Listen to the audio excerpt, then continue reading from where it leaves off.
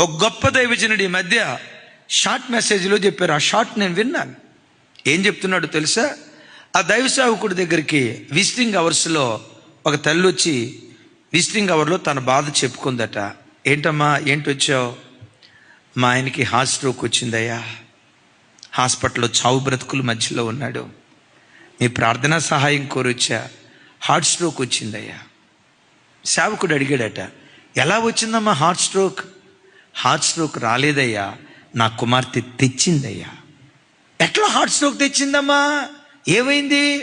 అది ఎవరినో ప్రేమించిందట, ఖచ్చితంగా వాడిని పెళ్లి చేసుకుంటానంటుంది. ఒకవేళ ఆయన చేయకపోతే నేనే చేసుకుంటా, లేచి వెళ్ళిపోతా, నేనే చేసుకుంటా అని నాతో గదిలో వాదిస్తుందయ్యా. నాన్న పండుకున్నాడే, మెల్లిగా మాట్లాడు, పెద్దగా అనుకో, ఈ మాట వింటే నాన్న గుండె ఆగిపోతే జాగ్రత్త, మాట్లాడొద్దు, మౌనంగా ఉండు అని అంటా ఉంటే అప్పటికే నా భర్త లేచాడయ్యా. నా భర్త మేలుకున్నాడన్న సంగతి నాకు తెలియలేదయ్యా. ఆ తలుపు దగ్గరే నిలబడి నా సంభాషణ, నా కూతురు సంభాషణ వింటున్నాడు. కూతురు అందట, ఆయన గుండె ఆగిపోతుందని నా గుండెల్లో ఉన్న ప్రేమను చంపుకోమంటావా? ఆ గుండె ఎప్పటికైనా ఆగేదే. నా గుండెల్లో ఒకడికి చోటిచ్చా. కూతురు మాట్లాడే మాట చూడండి. ఏ కన్న తండ్రి అయినా కడుపును పుట్టిన కూతురు ఆ మాట అంటే ఆ గుండె భరించగలదా? ఆ వృద్ధ గుండె భరించలేకపోయింది. ఆ మాట వృద్ధ గుండె తట్టుకోలేకపోయింది. కుప్పలాగా కూలిపోయి అమ్మా అమ్మ అమ్మ అమ్మ అని అరిచాడట. ఆ అరుపుల మధ్యలో ఏమైపోయిందో నన్ను భార్య వచ్చి చూస్తే నొరగలు గొక్కుతూ హాస్పిటల్కి తీసుకెళ్ళామయ్యా. చావు బ్రతుకుల మధ్యలో ఉన్నాడయ్యా. ఏమంటుందమ్మా నీ కూతురు? రే, నాన్నకు హార్ట్ స్ట్రోక్ వచ్చిందే, నిజంగా హార్ట్ స్ట్రోక్ వచ్చిందే.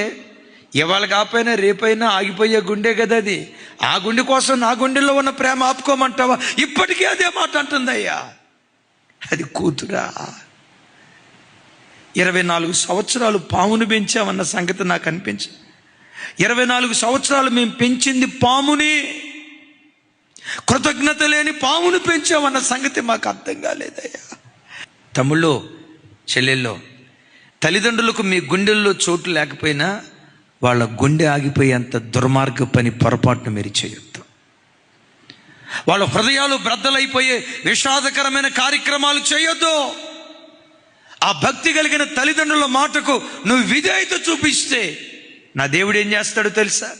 ఐశ్వర్యం, ఘనత, పిల్లలకు జీవమిచ్చి ఆశీర్వాదానికి వారసులుగా నా దేవుడు మార్చును గాక.